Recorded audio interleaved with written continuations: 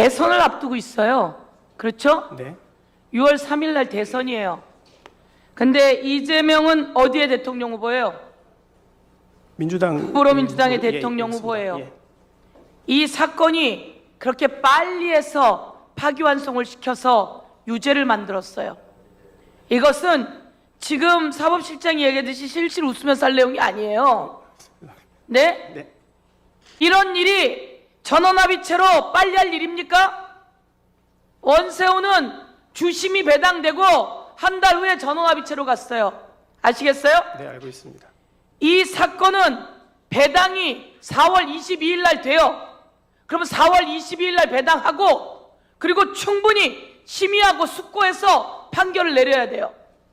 그러려면 6월 3일 대통령 선거 지나고 난 다음이어야 돼요.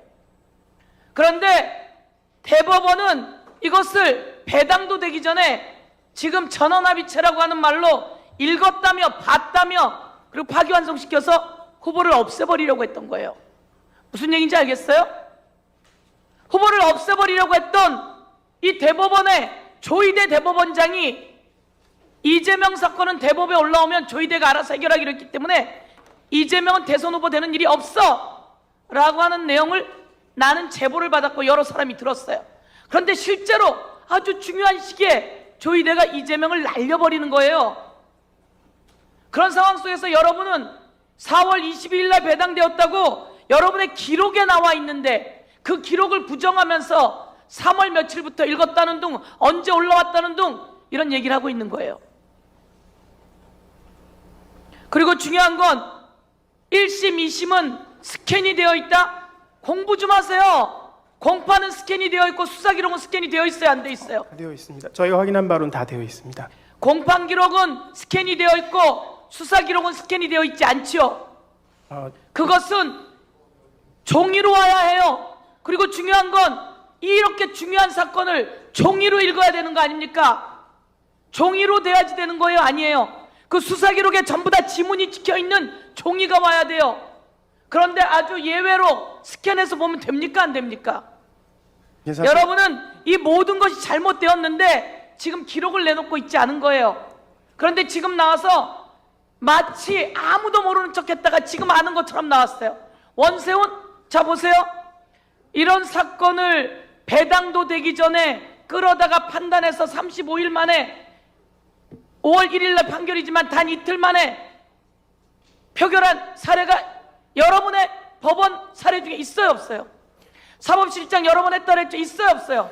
이 사건의 진행이 매우 이례적이었다는 점에 이례적이고 대해서는 모두 다 인정을 하고 있습니다. 그러니까 잘못한 거예요, 아니에요? 근데 이제 대선을 앞두고 있었어요, 안 대선을 안 앞두고 있었어요? 맞습니다, 의원님. 파기환송되고 나면 빠르게 여러분이 지금처럼 또 똑같이 이례적으로 하고 나면 대법까지 올라가서 후보를 박탈하면 그러면 더불어민주당엔 대선 후보가 있어요, 없어요?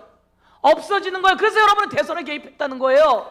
그런데 지금 로그인 기록조차 내놓지 않고 있으면서 지금 와서는 또 뭐가 있다는 둥 말이 됩니까? 지금 이게 왜 문제인 거예요? 조희대 대법원장 오늘 나오면 답변하세요.